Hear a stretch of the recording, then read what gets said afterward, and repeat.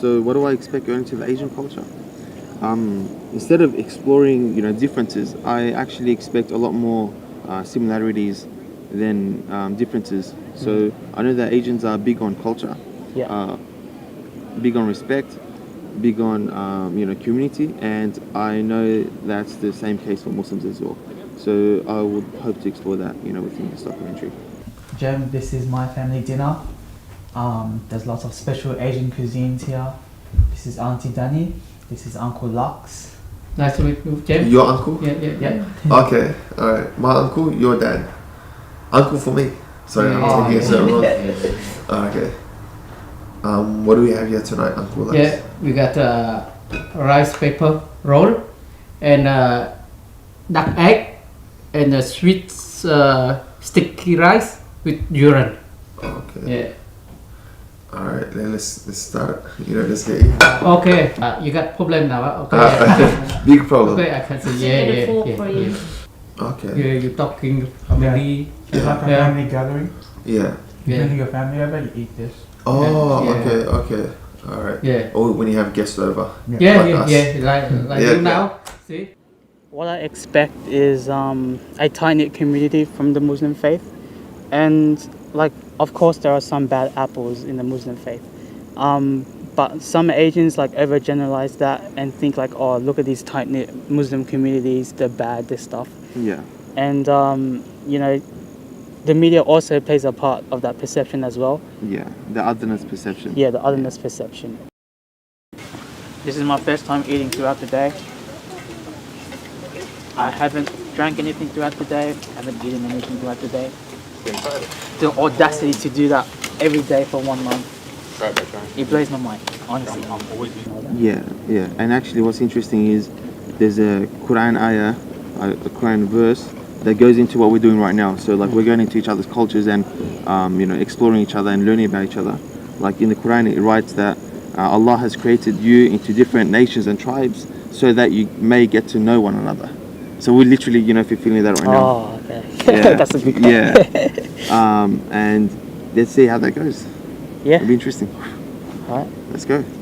The weapons in the war, and they have the specific function. It's like you have a long spear, it's for the soldiers who in there. You have a long shell, and so it's a specific function. But the sticks is a kind of the light tool for the humans.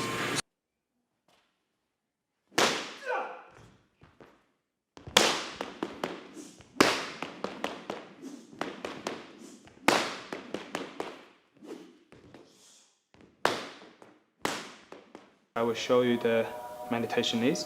You're sitting here, back straight, and put your both hands here, put on your stomach, and the back straight, close your eyes, and focus on one idea, which means the word in China called 念头.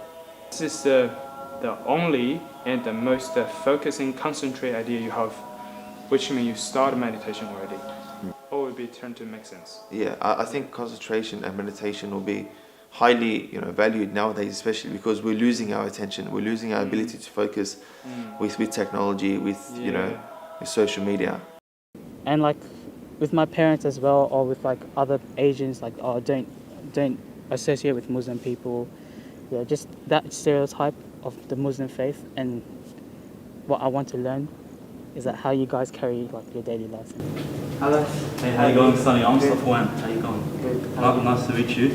Well, we're right here in the Macquarie University prayer room. Yeah. So this here is the wudu area where we do a quick clean up before we pray, and it's just every time when we pray, we make sure that we're in a clean state, physically clean and ready to pray. And it's just also out of respect for the mosque and for the prayer also.